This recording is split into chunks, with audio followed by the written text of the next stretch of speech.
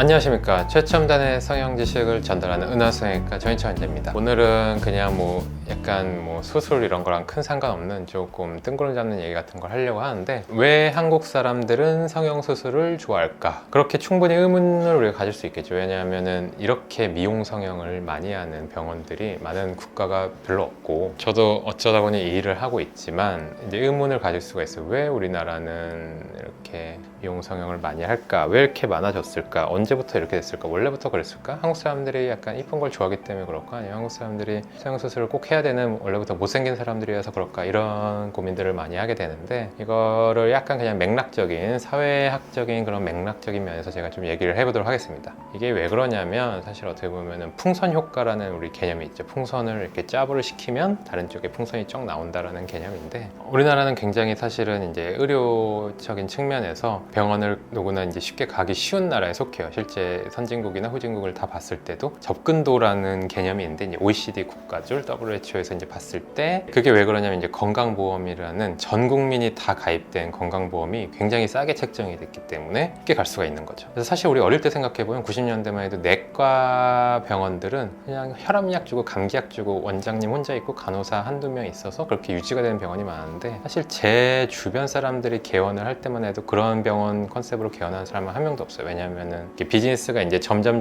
그런 모델들은 비즈니스가 안 되는 모델이 됐기 때문에 점점 이제 흑자를 낼 수가 없는 구조가 되고, 그래서 풍선 효과가 자꾸 생기는 거죠. 그 다음부터 생긴 게 이제 통증 병원들이 많이 생겼거든요. 의료라는 거는 이제 수요를 막 창출할 수 있는 경제학적인 구조가 있기 때문에 실비보험을 통해서 막 주사를 놓고 그런 게 전혀 불필요하다는 것도 아니지만, 사실 없어도 사람의 생명과는 큰 관계가 없는 부분인 거긴 하죠. 이제 그러면서 2000년대에는 심지어 미용 성형이라는 것들이 엄청나게 큰 흐름이랑 시장 마켓 자체가 엄청나게 큰 풍선이 생겨버리고 만 거예요. 어떻게 보면 그런 풍선 효과로 인해서 저도 이런 일을 하고 있는 건데, 좋다 나쁘다 얘기한 게 아닙니다. 이게 이제 그러면 정치적인 논란으로 될 수 있기 때문에, 왜 우리나라만 하필 그럴까라는 의문을 누군가가 가진다면, 그 풍선 효과에 이제 풍선에 앉아있는 제가 정확히 얘기를 할 수 있는 점은, 실제로 옛날에는 그런 감기 병원이나 우리가 그냥 탁 의사 혼자 이렇게 교과서적인 진료를 하는 그런 작은 병원의 구조가 가능했었는데, 점점 이제 인건비도 오르고 월세도 오르고 하는데, 이제 그런 의료 수가가, 건강보험은 이제 의료 수가를 통제를 해야 되기 때문에, 안 그러면 또 전 국민이 갖고 있는데 너무 내야 되는 보험료가 많아지잖아요. 그러니까 정치인들이나 위정자분들은 당연히 이걸 통제하고, 그러면 점점 풍선이 이렇게 하다가 딴 데 풍선이 팍 생기고 하면 건강검진병원들이 많이 생기기 시작했어요. 내과 의사들이. 그래서 옛날에는 그런 감기병원, 감잡이라고 그러거든요. 속된 말로 의사들은 감잡병원들을 차렸을 의사들이 검진병원을 차리고, 이제 예전 같으면 그냥 어디에서 막 수술을 하고 이랬을 외과 의사들이 통증병원들을 조금 많이 차리고, 이제 그런 구조들이 있어요. 도수치료, 막 통증, 실비보험 기반으로 막 이렇게 창출을 하는 거죠. 옛날에는 없던 비즈니스 모델을.